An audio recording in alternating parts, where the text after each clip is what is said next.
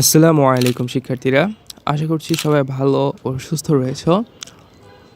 আগামী 10 তারিখে তোমাদের কিন্তু ইসলাম শিক্ষা পরীক্ষা রয়েছে। যত পরীক্ষা এগোচ্ছে তত কিন্তু প্রশ্ন ফাঁস হওয়ার বিষয় যেটি রয়েছে সেই বিষয়টি নিয়ে কিন্তু সরকার কঠোর হচ্ছে। তোমরা গত 6 তারিখে স্বাস্থ্য সুরক্ষা পরীক্ষা দিয়েছিলে, যেখানে হয়তোবা তোমরা লক্ষ্য করেছো প্রশ্নে একটা ওয়াটারমার্ক দেওয়া ছিল এবং পাশে কিন্তু বিদ্যালয়ের নামও উল্লেখ করা ছিল। তাহলে কি বন্ধ হচ্ছে প্রশ্ন ফাঁস? আর যদি প্রশ্ন ফাঁস বন্ধ হয়ে যায় তাহলেও তোমরা এই প্রশ্নপত্রটা কিভাবে পাবে এবং এই প্রশ্নপত্রটা কখন পাওয়া যাবে? যেহেতু তোমাদের আগামী 10 তারিখ অর্থাৎ কালকেই ইসলাম শিক্ষা পরীক্ষা রয়েছে, সেজন্য আবারও কিন্তু প্রশ্নপত্র তোমাদের প্রয়োজন। তো সেই সম্পর্কে আজকে ভিডিওতে আলোচনা করব, সেজন্য পুরো ভিডিও দেখার অনুরোধ রইল। চলো ভিডিওটাকে শুরু করা যাক। Let's start. তো দেখো, সরকার কিন্তু প্রশ্ন ফাঁস হওয়ার বিষয়টি যেটি রয়েছে সেটা কিন্তু বন্ধ করার অনেক চেষ্টা করছে। হয়তোবা সামনে আরও যেসব পরীক্ষা আসতেছে সেসব পরীক্ষা আস্তে আস্তে ধরে নাও প্রশ্ন ফাঁস একেবারে বন্ধ হয়ে যেতে পারে। তো এটা একদল আর কি প্রশ্নটা মূলত সামাজিক যোগাযোগ মাধ্যমে দিয়ে থাকে। তো সেই জন্য দেখো, প্রশ্নপত্র পাওয়াটা কিন্তু একটা অনেক সেন্সিটিভ বিষয়।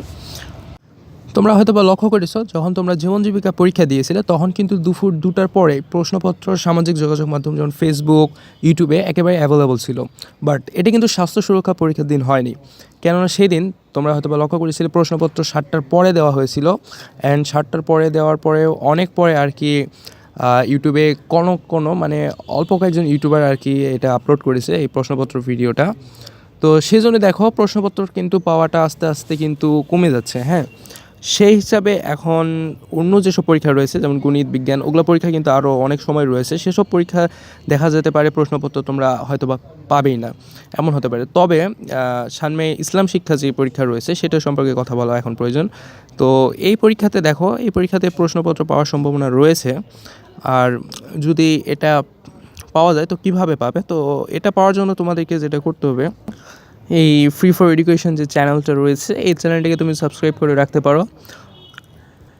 আর পাশাপাশি যেটা করতে পারো সেটা হচ্ছে আমরা একটা হোয়াটসঅ্যাপ গ্রুপ খুলতে পারি।